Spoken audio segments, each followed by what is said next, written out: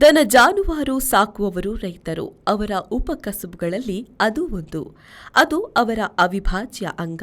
ಬಿಳಿ ಕ್ರಾಂತಿಯ ಬಳಿಕ ಮಾತ್ರ ಇತರರು ಕೆಲವರು ಡೈರಿಗೆ ಹಾಲು ಹಾಕಲು ದನ ಸಾಕ್ತಿದ್ದಾರೆ. ಅವರು ಇತರ ಜಾನುವಾರು ಸಾಕುವುದಿಲ್ಲ.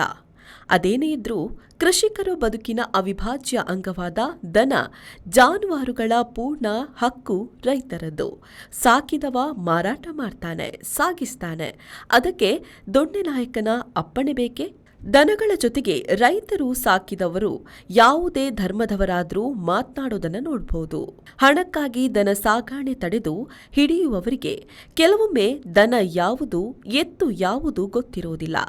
ಏಷ್ಯಾದಾದ್ದರಿಂದ ಇಂಗ್ಲಿಷ್ನಲ್ಲಂತೂ ಎಮ್ಮೆ ಕೋಣ ಎರಡಕ್ಕೂ ಬಫೆಲೋ ಎನ್ನುವರು.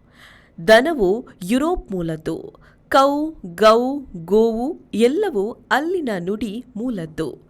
ಹಾಗಾದ್ರೆ ಅದು ಮಾತ್ರ ಉತ್ತಮೋತ್ತಮ ಎನ್ನುವವರು ಎಲ್ಲಿಯವರು?